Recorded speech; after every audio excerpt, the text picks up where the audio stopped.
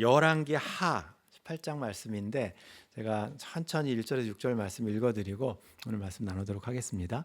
엘리사가 이전에 아들을 다시 살려준 여인에게 이르되 너는 일어나서 내 가족과 함께 거주할 만한 곳으로 가서 거주하라. 여호와께서 기근을 부르셨으니 그대로 이 땅에 7년 동안 임하리라 하니 여인이 일어나서 하나님의 사람의 말대로 행하여 그의 가족과 함께 가서 블레셋 사람들의 땅에 7년을 우거하다가 7년이 다음에 여인이 블레셋 사람들의 땅에서 돌아와 자기 집과 전토를 위하여 호소하려 하여 왕에게 나아갔더라.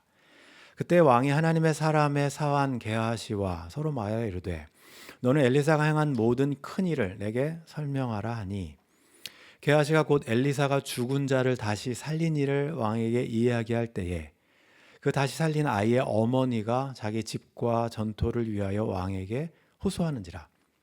게하시가 이르되 내 주 왕이여 이는 그 여인이요 저는 그의 아들이니 곧 엘리사가 다시 살린 자이니이다 하니라.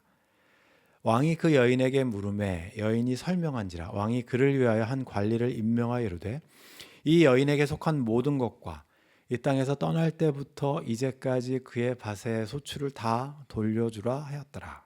아멘. 오늘은 굉장히 짧은 이야기예요.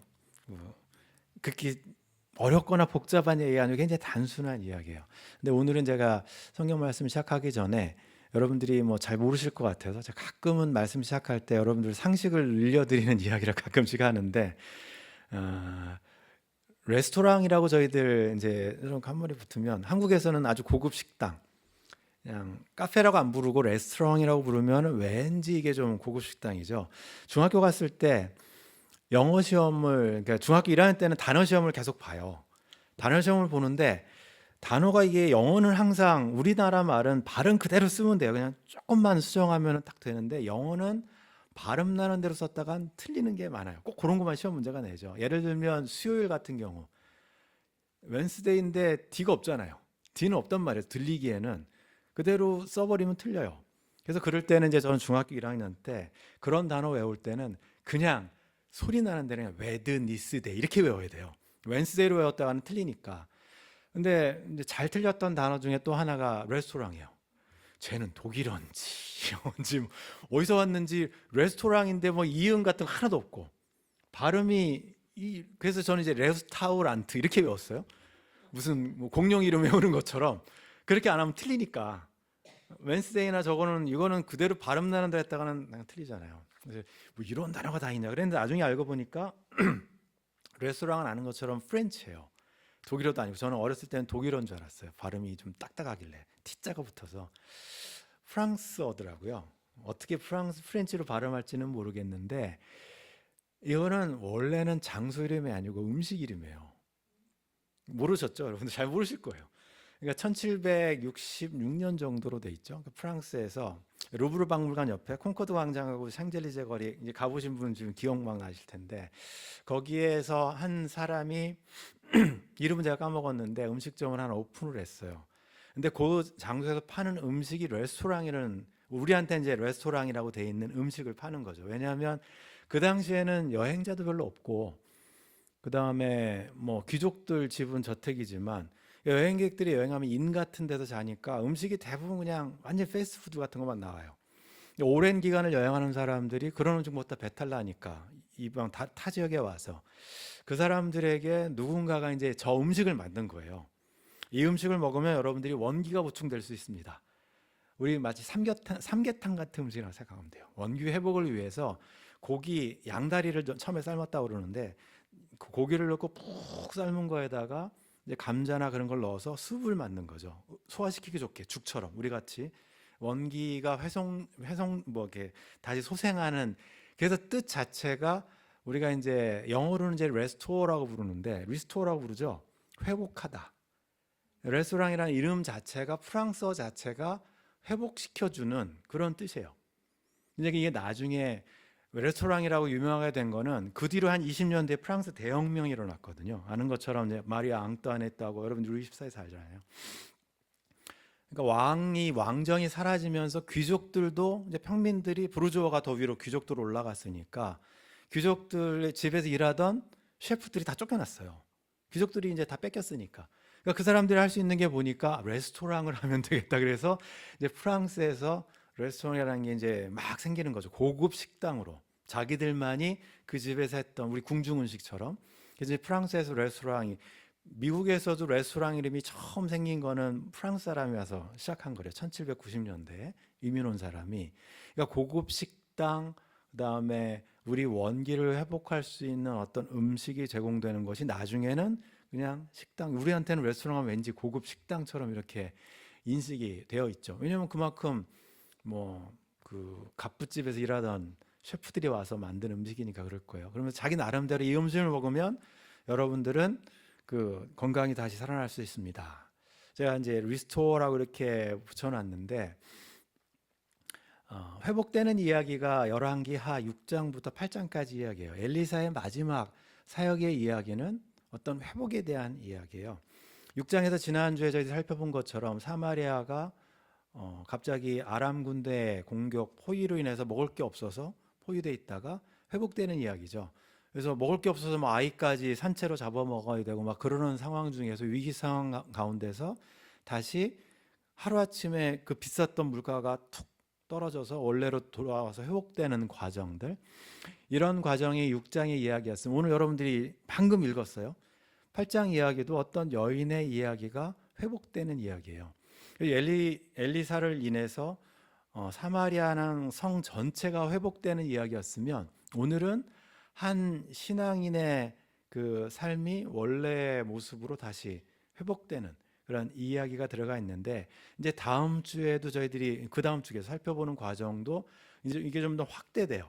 하나님 나라가 성에서 한 개인 이야기였다가 이제는 그 영역 밖에까지 가서 하나님 나라가 어떻게 회복되는 과정인가, 그게 이제 엘리사의 사역의 마지막 내용들이 있어서, 오늘은 제가 이제 아주 짧은 너무나 간단한 열왕기하 8장 1절에 6절 이야기지만 먼저 내용을 살펴본 다음에, 그러면 우리한테도 회복 과정이 어떻게 일어나는 건가, 우리한테 회복될 영역이 있으면 어떻게 우리는 그런 똑같은 동일한 회복을 경험할 수 있을까, 그런 이제 퀘스천을 여기다 머리에다 두시고 이 한 여인의 삶의 이야기로 같이 살펴보도록 하겠습니다. 오늘 수넴 여인의 이야기가 들어오는데, 수넴 여인 읽어드린 것처럼 8장을 읽어드렸지만 열왕기하 4장에서 이미 등장했어요. 엘리사가 워낙 바쁘게 왔다 갔다 막 이동하면서 사역을 하니까 수넴에 살던 어떤 여인이, 부자죠. 집이 저택이니까 자기 집을 하나를 그 에이디유 같은 거 하나 만들어서 엘리사가 이 지역을 지나갈 때는 편하게 뭐 쉬었다 갈 수 있는 공간을 마련해 주자, 남편하고 이야기해서 그곳에 이제 별장 같은 거 하나 만들어줘, 다락에다가. 그래서 거기서 엘리사가 올 때마다 묵고 가요. 그러면서 모든 걸 다 해주고, 그 모습을 보고 엘리사가 고마워서 언제 물어보죠. 뭐 필요한 거 있냐 했더니 없대요, 자기는. 근데 알죠. 그 가정에 자녀가 없다는 것을, 나이가 많아서. 그래서 선물로 이제 자녀가 선물이 되고, 그래서 아들을 얻었는데 공교롭게도 그 아들이 어느 날 아버지 논밭 일하는 데 갔다가 논에서 한 여름에 일사병으로 죽어요. 엄마한테 왔다가. 그것 때문에 엘리사가 다시 와서 이제 다락에 올라가서 자기 방에 가서 그 아이를 살려준 사건에 등장했던 여인이 수넴 여인이었어요. 이미 이름도 없어요. 수넴 여인. 근데 성경책에 한 번 정도 등장하면 그러면 그래도 중요한 사람인데, 근데 8장에 다시 그 여인의 이야기가 끄집어 나와요. 뭔가 중요한 이야기거든요. 두 번이나 이름도 반복이 안 되면서, 이름도 등장을 안 시키면서 두 번이나 이 사람의 이야기를 한다는 이야기는 뭔가 할 얘기가 있다는 얘기죠. 그래서 저희들이 이제 주목해 봐야 되는 이야기 중에 하나인데, 아들을 살려준 여인 수넴 여인에게 엘리사가 이야기를 해줘요. 일어나서 가족과 함께 다른 곳으로 거주해라. 이민 가라는 얘기는 안 해요.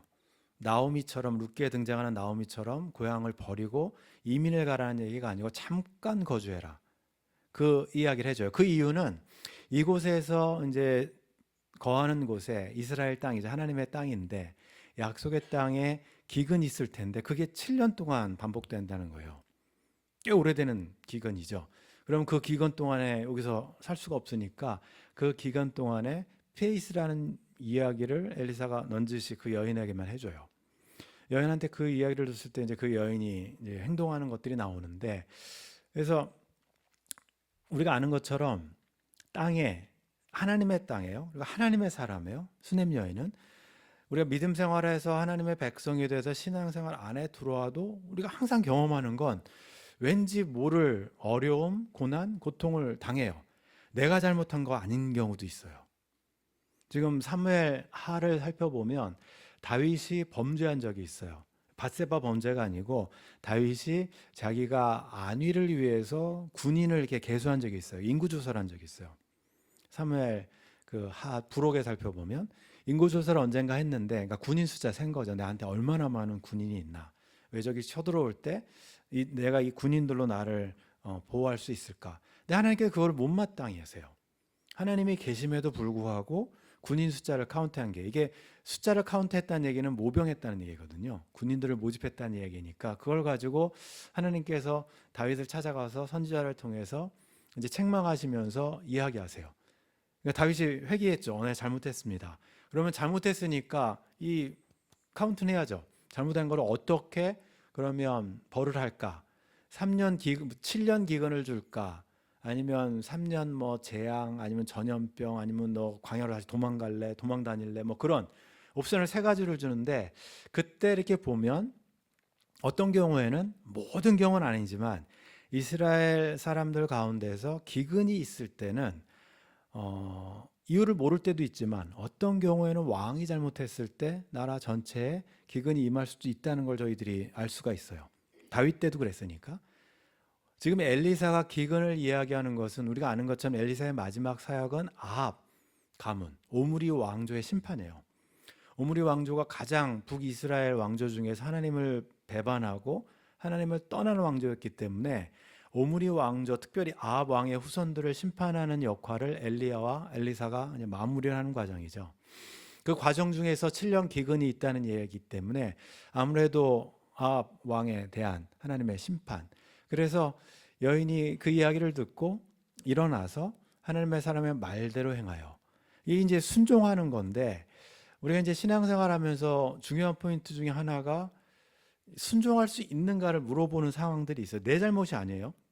기근이 닥친 거, 갑자기 뭐 경제적 어려움이 있고 뭐가 있는데 여기서 모든 것을 버리고 떠나라. 아브라함에게 고향에서 떠나라. 모세에게, 목동하던 모세에게 다시 돌아가라. 떠나야 돼요. 이것을 즉각 순종할 수 있나? 그런 시험이 될 수도 있거든요.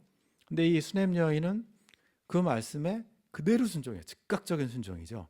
고향을 다 버리고 떠나요. 왜냐하면 하나님 사람이 이야기했기 때문에. 7년을 우거하다가, 그러니까 우거니까 잠시 거주하는 거죠. 기근이 끝나면 돌아오려고 거기서 뭐 그 나오미처럼 아주 그냥 이민 간 게 아니라고 제가 말씀을 드렸어요. 7년을 이제 지내다가 7년이 지나니까 엘리사의 말대로 기근이 끝나고 다시 고향으로 돌아왔죠. 근데 돌아왔는데 이제 문제가 생긴 거죠. 7년이 지나서 저희도 읽어본 것처럼 3절에 가니까 블레셋 땅에서 돌아와 보니까 집과 전토를 누군가가 소유가 있다는 얘기예요. 7년 지나면 우리가 아는 것처럼 이제 안식년 지나니까 이게 리셋, 50년 희년에 리셋되는데, 그거를 누군가가 그 땅과, 우리가 아는 것처럼 그 여인은 굉장히 부자라고 말씀드렸어요. 그리고 여인만 등장하는 걸로 보면 어느새 남편은 나이가 많아서 사망한 것으로 보여요. 아들은 살아있겠지만 뒤에 아들 등장하니까. 그래서 그 여인이 이제 가장이 되어 있고 7년 만에 다시 돌아와 보니까 그 집은 누군가가 차지하고 있고 땅도 누군가가 차지하고 있고, 근데 구절에 보면 왕에게 호소했다는 걸로 들어보면 이게 그 지역 사람한테 얘기해도 문제가 안 풀려요. 또 더 높은 사람한테 얘기해도 이 얘기 안 풀려요. 결국은 마지막 자기가 할 수 있는 일은 왕한테 찾아가는 것밖에 없어요. 그러니까 재판장한테, 불의한 재판장한테 계속해서 끊임없이 기도하는 과부의 이야기 우리가 알아요. 신약 예수님의 비유 속에서 그런 모습과도 같이 수냄 여인이 이미 미망인이 됐는데 아무도 도와줄 사람이 없어요. 그 동네 사람들도 안 도와주고 결국 왕에게 그 문제를 가지러 갔어요. 근데 왕이 만약에 이걸 이제 항소한 거죠.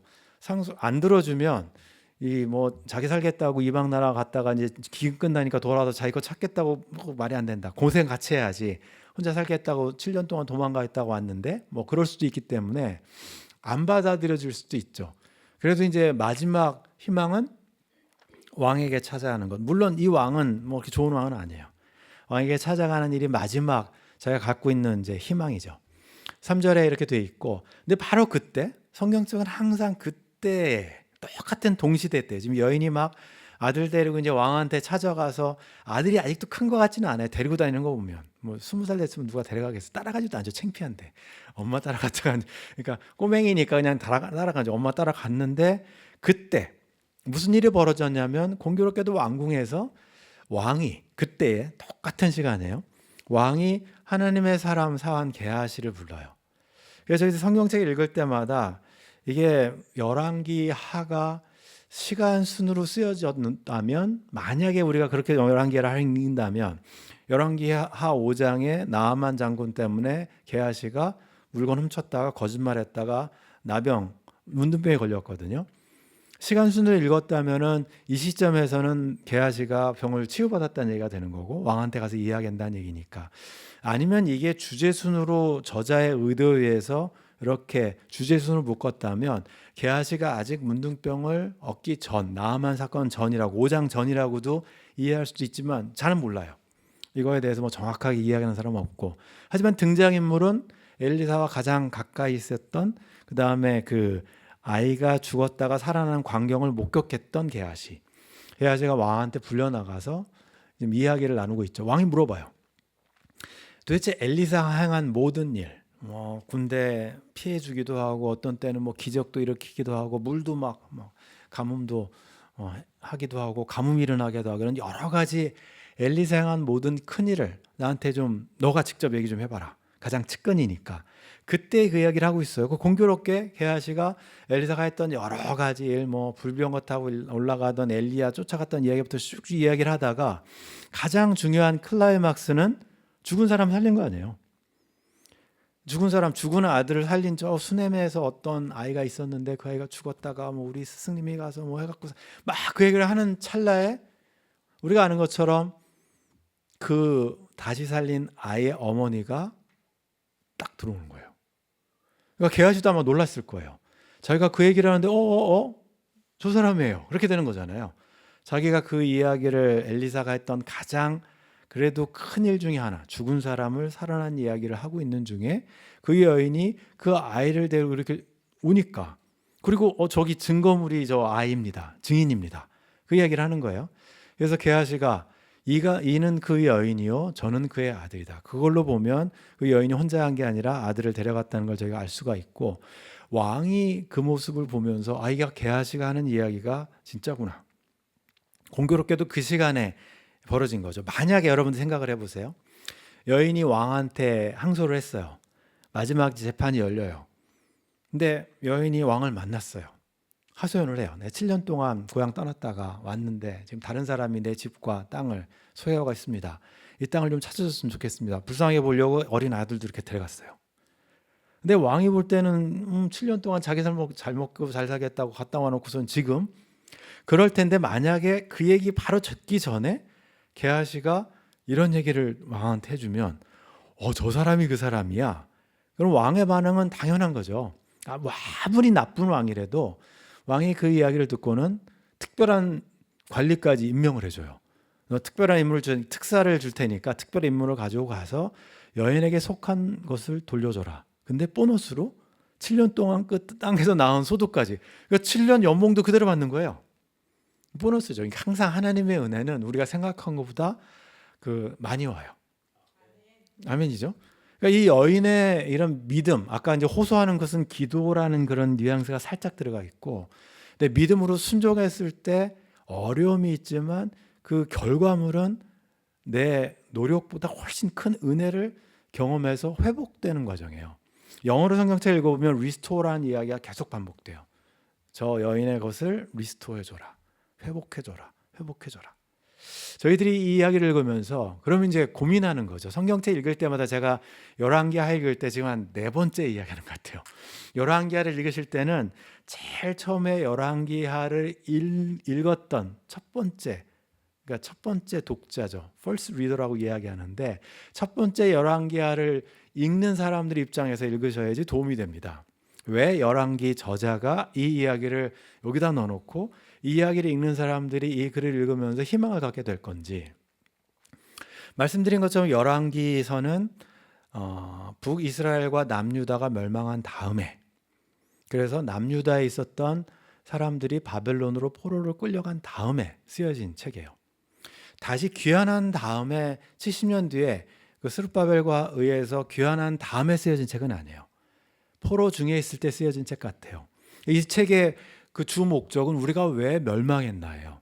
이름은 왕의 이야기지만 그래서 왕보다는 엘리사, 엘리야 이야기도 많이 나오고 선지자들의 이야기가 나오면서 하나님의 나라가 왜 이정이 됐는지, 왜 멸망하게 됐는지 그 이유를 밝혀내는 책이에요. 왕의 이야기를 통해서 하나님께서 왜 왕이 잘못하면 나라를 이렇게 벌도 주시고 멸망하게 하시는지 그 이야기. 근데 그 이야기를 읽다가 독자들이 읽으면서 그래도 그 안에 우리가 희망을 품을 수 있을까? 근데 이 수넴 여인의 얘기가 탁 등장을 했어요. 수넴 여인이 7년 동안 이방 땅에 살다가 그 다음에 7년 만에 돌아갔는데 은혜 가운데 다시 회복했다.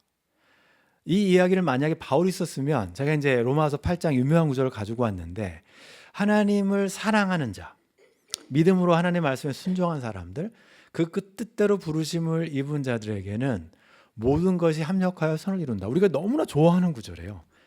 이게 어려움에 있지만 하나님의 말씀에 따라서 순종했을 때 나중에 결과적으로는 종착역에 갔을 때는 모든 것이 합력해서 선을 이루어가는구나. 바울은 이렇게 썼어요. 로마서에다가. 근데 이 구절을 수넴 여인의 이야기를 집어넣고 포로들이 읽을 때는 우리가 지금 비록 포로로 끌려와 있지만 에레미야가 예언했던 것처럼, 이사야가 예언했던 것처럼 어느 기간이 지나면 우리도 돌아갈 텐데 희망을 우리도 놓지 말자.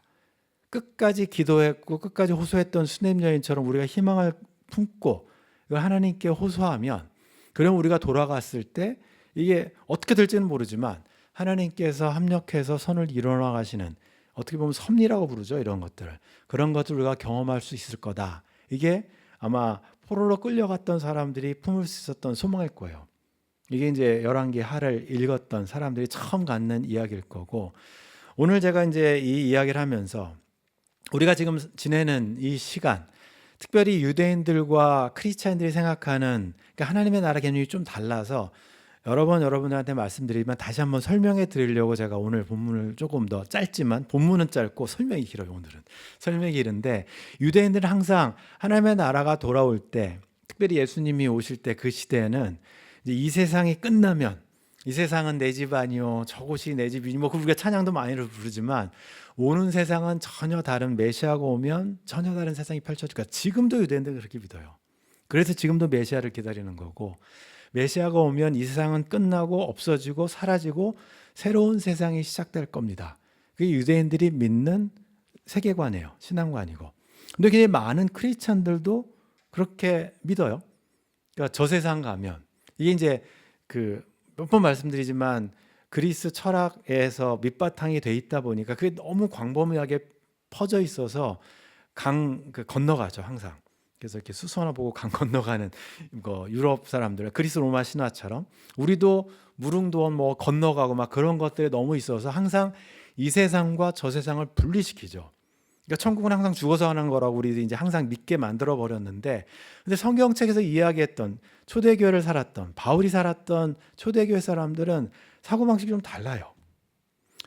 우리가 아는 것처럼 그 사람들이 생각했던 시간과는 지금 세대가 이 세대하고 분리되어 있는 그런 시간을 갖고 있지 않아요. 예수님이 이 땅에 오셨을 때, First Come이라고 부르는 예수님이 2000년 전에 오셨을 때 이미 부활과 함께 새로운 시대가 시작됐다. 제가 부활절부터 계속 반복해서 말씀드리죠. 그때 이미 시작됐고, 아직 이 낡은 시대, 지금 세대, 아담이 범죄해서 우리가 눈으로 본 이 세대는 아직 사라지지 않았다. 이게 중첩되어 있다. 그렇기 때문에 고난도 있고 환난도 있고 이런 것들이 공존하는 거죠. 혼재하는 거죠. 그래서 우리가 부르는 이 하나님의 시간은 조금 크리스찬들, 특별히 바울이 봤던 하나님 나라의 개념은 많이 달라요. 유대인들이 생각했던, 지금 생각하는 개념하고도 다르고, 근데 많은 신앙인들이 죽어서 가는 하나님 나라 생각하는 개념하고 많이 달라요. 초대교인들은 죽어서 가는 나라 하나님이라고 생각하지 않았어요. 살아서 하나님 나라를 경험한다고 생각했죠. 그래서 그 사람들이 생각하는 하나님 나라는, 이 지금 세대는 언젠가는 마칠 거예요. 세컨 커밍, 하나님께 다시 돌아올 때, 두 번째 예수님께서 재림하실 때 그때 맞춰져요. 하나님의 나라는 언제 시작했냐면 2000년 전에 예수님께서 이 땅에 오실 때 시작을 했어요. 그래서 이 하나님의 나라는 항상 읽어보면 구약에도 마찬가지고 신약도 마찬가지고 계속 뭔가 회복되거나 돌아오는 이야기예요. 아브라함이 하나님께 받은 약속의 땅, 이집트로 가 살다가 400년 살다가 노예로 살다가 돌아와요. 엑소더스를 해서 약속의 땅으로 돌아와요. 그 사람들이 또 잘못해서 바벨론으로 포로로 끌려가요. 또 돌아와요.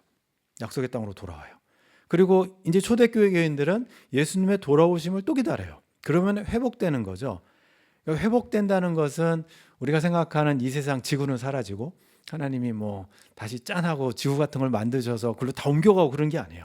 계속 유지되면서 이곳이 회복되어 가는 거죠. 그게 하나님의 나라라고 저희들한테 이야기를 해주시는 게 저희들이 아는 성경의 이야기고 오늘 수냄 여인의 이야기도 구약에 있는 이야기지만 하나님 나라가 어떻게 회복되어 가느냐 이야기예요.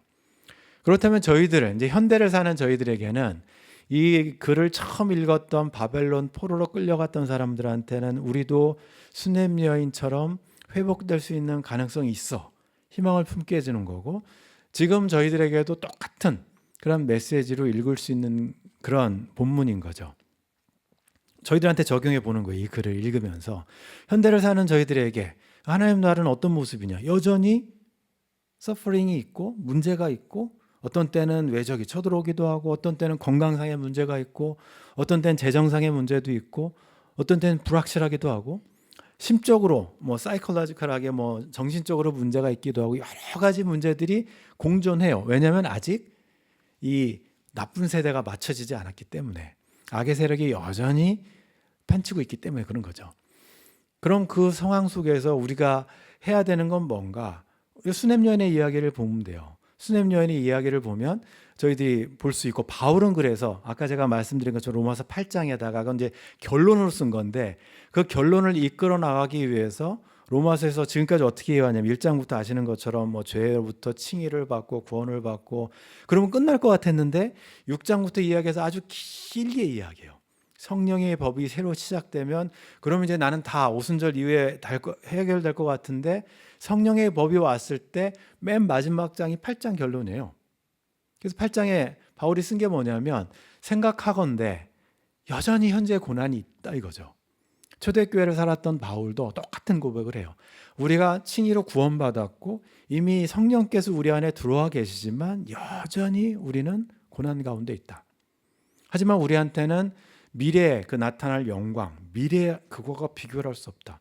바울은 이제 미래까지 본 입장이기 때문에 수냄 여인이 만약에 자기가 7년 뒤에 돌아와서 보너스 받을 걸 생각했으면 그럼 뭐 7년 동안 얼마나 마음이 편했겠어요. 근데 그 희망은 있지만 그 확신이 없으니까 불안해하고 왕한테 쫓아가는 거죠. 만약에 그걸 다 알았으면 수냄 여인은 나는 7년 지나면 보너스도 생겨. 얼마나 기분 좋았겠어요. 바울이 그런 얘기를 미리 해주는 거예요.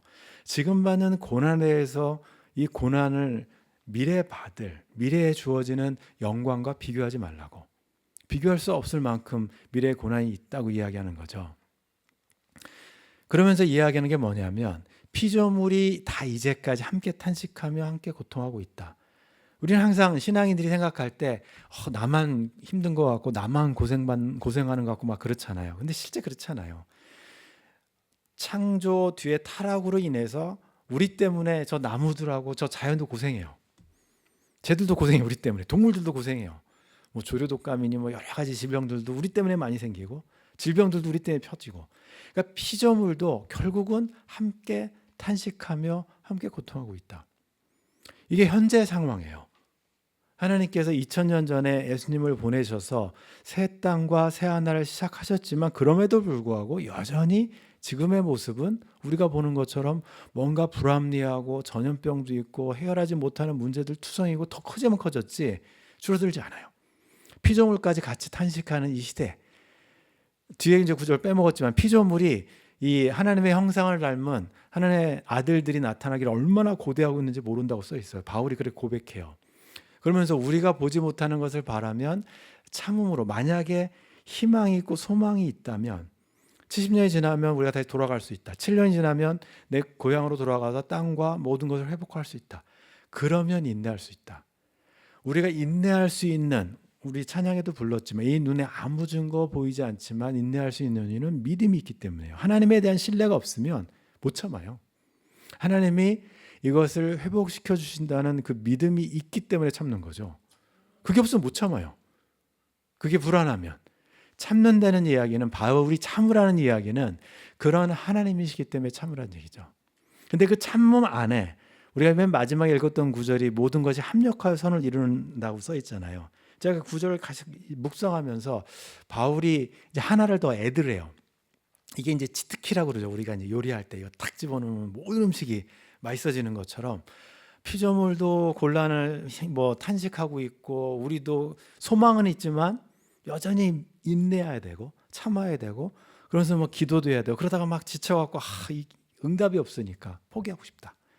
그럴 때 이제 바울이 이야기하는 치트키가 있어요. 뭐가 있냐면 성령이 우리의 연약함을 도우신다. 우리가 마땅히 기도할 바를 알지 못하나, 그래서 이제 기도할 힘도 없어요. 안 되니까, 응답이 안 되니까 인내하다가 포기하고 싶다. 그럴 때 옆에서 도와주는 분이 있어요. 우리를 위하여 친히 간구하시는 성령님이라고 성경책에 써 있어요. 바울이 이야기하는 이 모든 내용이 우리가 이야기하는 모든 것이 합력하여 선을 이루는 거예요. 모든 것이 합력하여 선을 이루는 것은 창조물과 또 창조된 인간의 하나님의 형상의 대표를 입은 우리죠. 우리가 믿음을 지켜서 이 수냄 여인처럼 순종할 때, 순종이 없으면 안 돼요. 내게 손해볼 것도 알고 피해볼 것도 알지만 하나님의 명령이니까 순종한다. 믿음의 순종. 그리고 믿음의 순종이 끝이 아니라 돌아와서 다른 사람이 가져갔구나, 포기해버리면 끝나는 거예요. 근데 그 지역 관리한테 안 되니까 그럼 그 윗사람 왕에까지, 아까 말씀드린 것처럼 예수님이 말씀하셨던 비유에 등장하는 그 과부의 호소처럼 재판장한테 끝까지 포기 안 하고 기도하는 그런 인내함이 있는 거죠. 믿음도 있어야 되고 인내심도 있어야 하고 끝까지 포기 안 하는 기도도 있어야 돼요. 그러다가 포기하고 싶을 때가 있죠. 포기할 수도 있어요. 윌리엄 템플이라는 영국의 굉장히 유명한 분이 있는데, 그분이 쓴 구절이 뭐라고 썼냐면, 우리가 기도하기를 포기하면 하나님께서도 그때 일하시기를 그만 스탑하신다요. 구하지 않는데 더 이상. 그분이 그렇게 써놨어요. 우리가 이제 믿고 하다가 그걸 포기해버리면, 근데 바울은 하나를 더 나가죠. 근데 이게 하나님의 뜻이라면, 하나님의 부르심을 입은 자, 하나님의 사랑을 입은 자, 그의 뜻들, 이게 하나님의 뜻이라면, 그러면 이 사람은 힘이 없고 지쳐가고 기도를 포기했을 수도 있지만 성령께서는 그 기도를 받아주시고 성령께서 기도해 주신다. 하나님의 섭리는 그때 일어나요. 기적은 그때 일어나요. 우리가 말하는 하나님의 섭리는 그냥 모든 것이 그냥 합력해서 선을 이룬다, 그냥 저희는 한 구절로 이렇게 읽고 기억하지만, 바울이 이야기하는 하나님의 섭리 안에는 성령의 간섭하심이 있어요. 우리가 모든 것을 포기하고 싶을 때, 포기했을 때, 하나님의 자녀이기 때문에 성령은 그때까지도 포기 안 하고 기도하시죠. 그러다 그게 딱 이루어질 때 그게 하나님의 섭리예요. 오늘 수냄 여인의 이야기를 이렇게 읽으시면서 그냥 단순한 이야기죠. 근데 제가 읽으면서 이게 엘리사의 마지막 이야기에 하나님의 나라 이야기가 어떻게 회복되어 가는지를 보여주는데, 수냄 여인처럼 우리가 믿음으로 순종할 영역이 있나? 하나님이 이거 해 그러는데 주저줘, 이거 하면 손해보니까, 이 집하고 땅하고 버리고 가면 누가 가져갈 텐데 7년이나 갔다 와야 되는데 그냥 7만 버티면 기근 없을 테니 여기서 버티자, 순종 안 하면 안 되는 거예요. 혹시 하나님께서 여러분들한테 순종하라고 좀 이게 손해볼 것 같기도 하고 도전이 되기도 하지만 혹시 그런 영역들이 있나? 또 어떤 경우에는 포기하고 싶은데, 기도 포기하고 싶은데 계속 내가 기도해야 되는 부분들이 있나? 정말 이건 안 될 것 같아. 아무리 내 생각으로는, 인간적인 생각으로는 불가능한 일인데, 근데 그게 하나님의 뜻이라면 바울이 고백했던 것처럼 부르심을 입은 자들에게는 모든 것이 합력하여 선을 이룬다. 언제일지는 모르지만 그것을 믿고 기도할 수 있느냐? 저희들한테 도전하는 그런 이야기, 짧은 이야기지만 그렇게 읽혀져요. 여러분 한 주간 지내시면서 한번 하나님께서 우리한테 그러니까 회복되기를 원하시잖아요. 하나님은 레스토랑 아주 고급, 우리 오늘도 이제 맛있는 음식 먹고 원기가 회복될 텐데 오늘은 굉장히 고급 음식이 제가 제공되는 걸 알고 있습니다. 하나님 앞에 와서 하나님이 이렇게 딱 베풀어놓은 잔치, 포기해서 거기 안 가면 못 먹어요. 하나님의 마지막 그 시간까지 저희들이 기다릴 수 있는 인내심을 또 중간에 포기해도 안 되고 믿음이 없어도 안 되고 그런 것들이 모든 것이 합력해야 그게 하나님의 그 섭리를 저희들이 맛볼 수 있는 시간이 아닌가 싶습니다. 한 주간 여러분들 지내실 때 질문해 보세요. 내가 혹시 좀 도전해 볼 그런 영역이 있는지, 또 포기했던 기도 제목이 있으면 다시 끄집어내시고 하나님이 일하실 수 있게 좀 오픈해 놓으시고, 이제는 제 영역은 끝났는데 그래도 이게 하나님의 뜻이면 성령께서 간섭해 주셔서 하나님의 섭리로 기적과 같은 일이 벌어지게 인도해 주십시오. 다시 한번 여러분들 하나님과 동행하시는 또 한 주간 되시기 바랍니다. 기도하시겠습니다. 하나님 아버지, 저희들 주님 앞에 또 말씀 앞에 이렇게 서 있습니다.